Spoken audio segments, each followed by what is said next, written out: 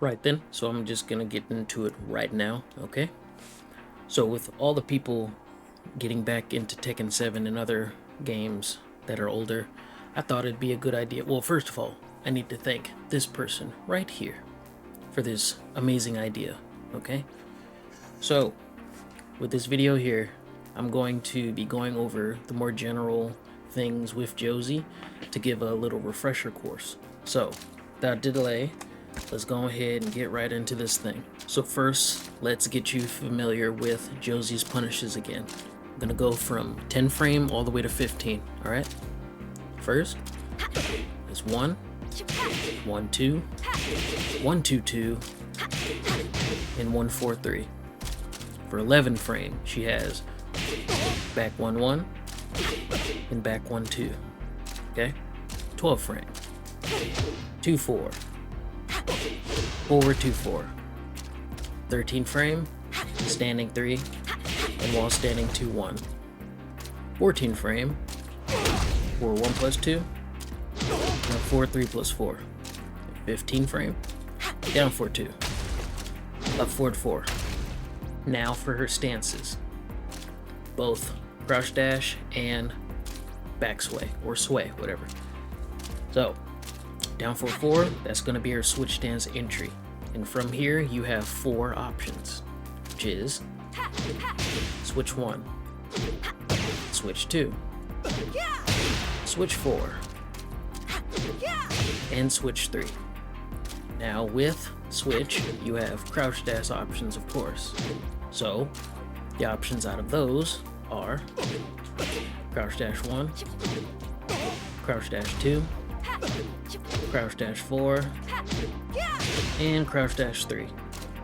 Everyone's favorite, of course, mine included. Okay? And for sway, you have sway back 1 and sway back 2.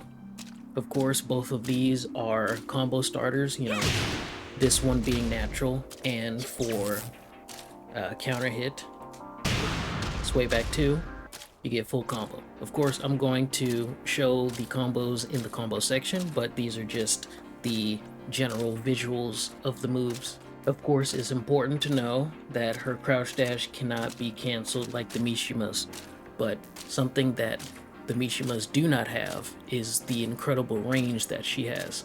Let me show you an example.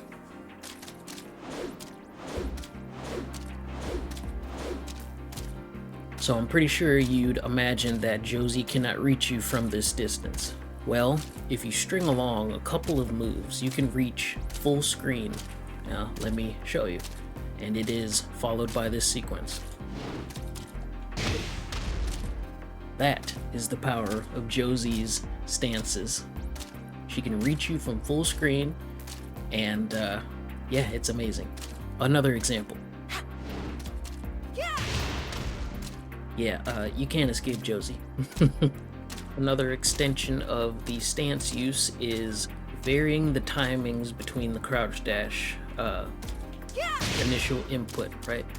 Or the attacks out of the crouch dash, sorry. So generally with Josie, people like to let the crouch dash cook and then do their attack. This is kind of obvious, and you know, people can see coming, and so this is why people like to duck Josie a lot of the time, because people like to be obvious with their entry moves. So something that I've utilized a lot, you know, is a bunch of like obscurity, smoke in the mirrors, a little dirt in your eye. And what I mean by this is mixing up your timings on when you let the attack rip. So let's just say I am attacking someone. I'm going to be using a lot of movement and, you know, deception with my crouch dash stuff before letting it go, because I don't want the opponent to figure out what I'm doing or what I actually want. And that's why a lot of the time, if you've seen my gameplay, attacks will come out of nowhere, pretty much like in electric. Well, not like that, but you know, I like to let attacks come out as quickly as possible, because it's not obvious when the attack is coming. That and a whole lot of empty crouch dashes to see what the opponent does and how they react to it before going for the attack and stuff. So experiment with that and find your own flow, and pretty soon you'll be zippity bopping around the opponent in no time. Okay, now for my favorite part, combos. Josie, well, before I get into the nitty gritty of the combos, I want to go ahead and talk about combos on this map in particular. With Josie, 11 hits is the cap before the initial ground break into the wall splat and then the last of the combo. An example is something like this.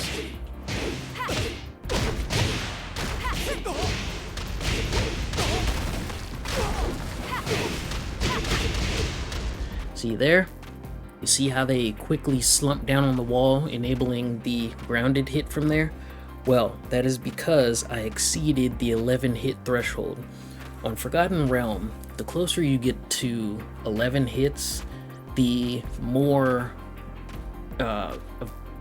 likely they are to slide down when you try to wall splat for a combo. Granted, if you are near the combo.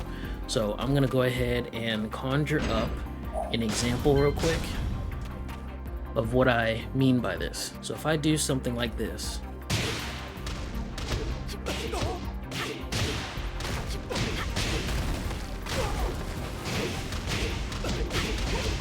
see that? See how I was able to squeeze in a 2 jab before doing it?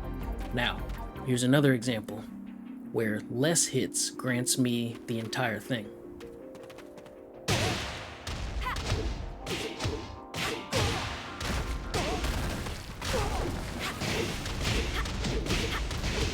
See that? Alright, so let's display an even greater combo.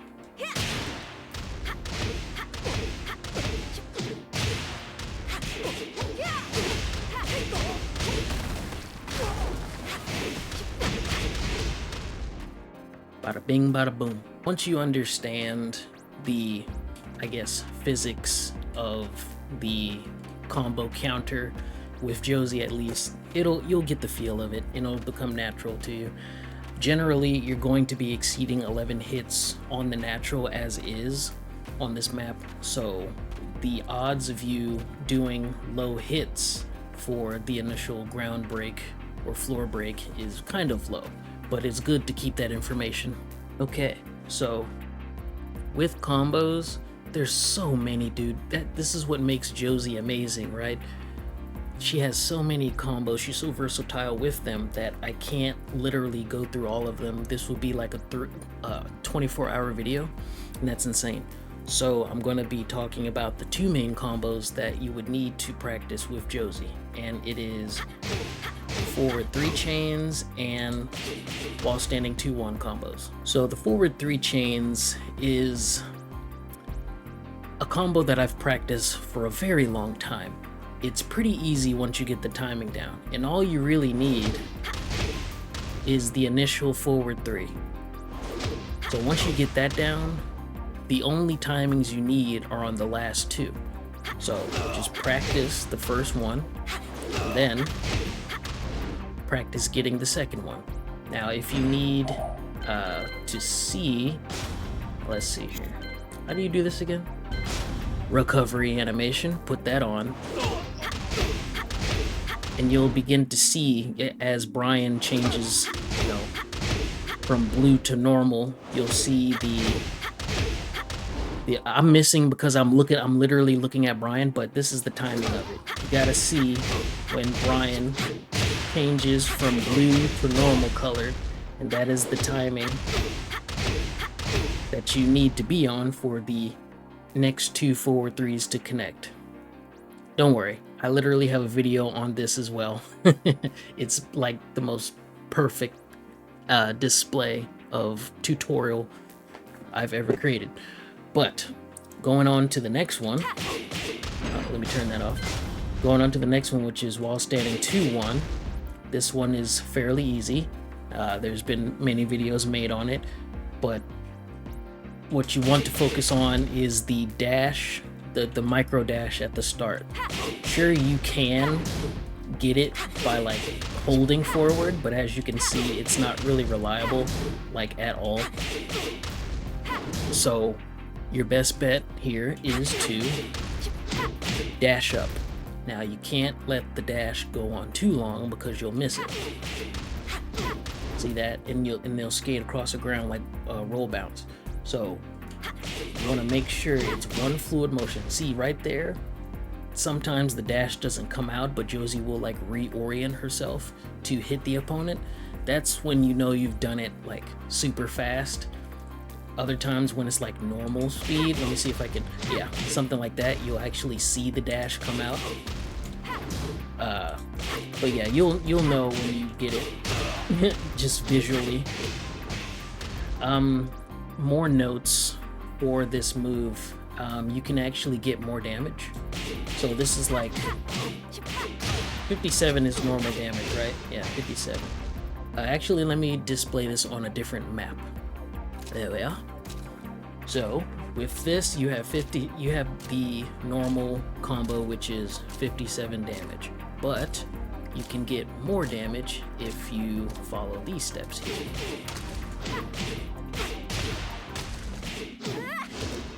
Now, what did I do? Well, during that combo, right here, you'll see me dash up and then quickly sidestep right. You can tell because there's this little jitter right here. This is called like a micro step, and it's done by quickly inputting down and then back, or up back.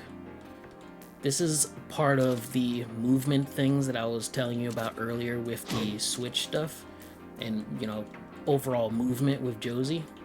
But that's how you would do sidestep cancel. It's basically a sidestep cancel, right? So with the combo here, you would dash up and then do a sidestep right and then cancel and then input forward 2 3 3. And what that does is reorients you to the right a bit so they won't flip over, because with the normal combo, if you try to do it, they'll flip over like that. So doing it this way, if I don't mess it up, oh my god,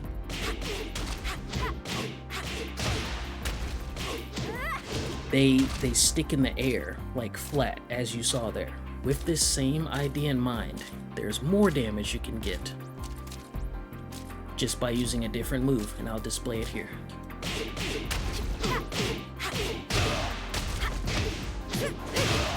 Boom, 61 damage. Now, how did I do this? Well, if I put on command history, you will see that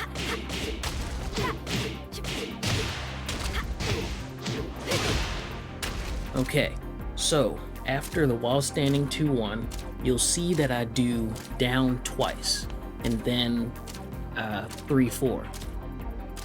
That is me sidestepping into down 3-4. So let me try to display it again. See that? It's very subtle, but once you notice it, see that was way too much sidestep. Right there, that's what you want. That's the sweet spot. And that leads to 61 damage. But anyway, just go ahead and try to practice that if you can. Get the first one off first with the mini sidestep right, or attempting the second one, which is, oh, that one you couldn't even see the sidestep because I did it so fast. But yeah, those are two. Now the last one is position specific. This is so far the most damage you can get out of while standing 2-1, and you would have to be to the right a little bit. Let me take this off. You'd have to be to the right of them a little bit for this to land, okay? So this is how it looks.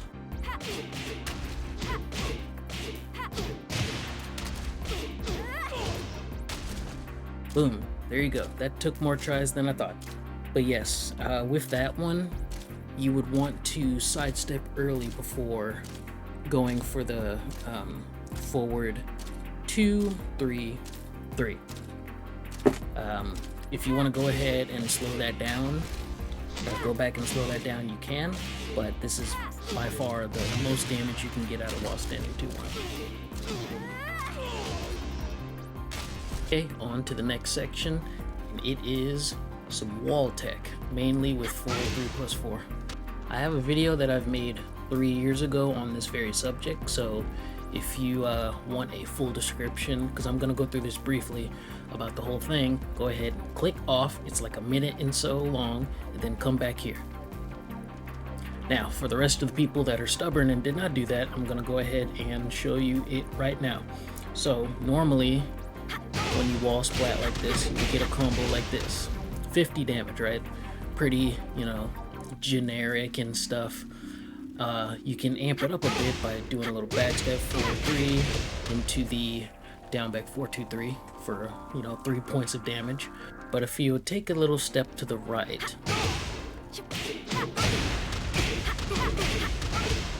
you'll notice you'll get a bit more damage.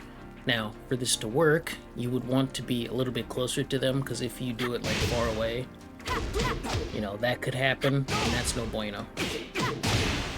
Or maybe you don't have to be. Apologies, I lied. You can be this distance away for it to work. In fact, that might be better, honestly.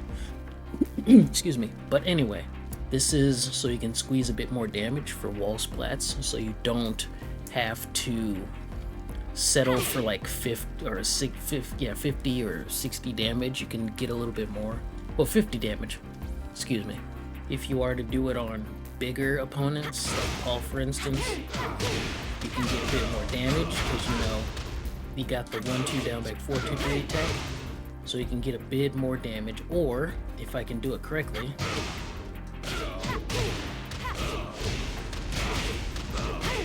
look at that on the first try. So yeah, you can definitely get a lot of damage from wall splats. Now Josie can get good stuff from sidestep right. Sidestep left is a little weird. I'd end up having to do stuff like this, but you get the idea. So this is some good wall splat tech for Josie to squeeze a bit more damage. And while I'm on the subject, you know good and well it would actually be criminal if I didn't show you the max combo damage you can get from sway back 2. So I'm gonna go ahead and show you.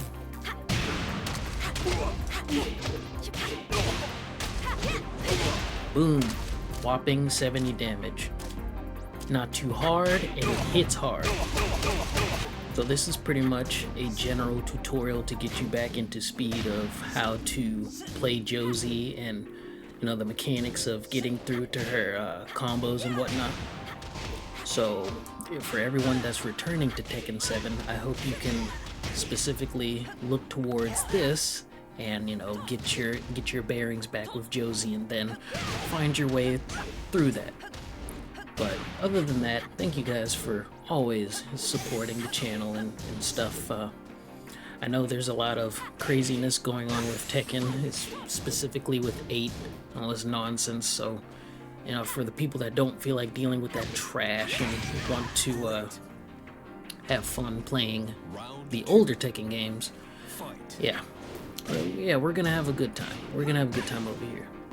But rambling aside, thank you guys once again, and I'll see you in the next piece of art that I create. Bye-bye!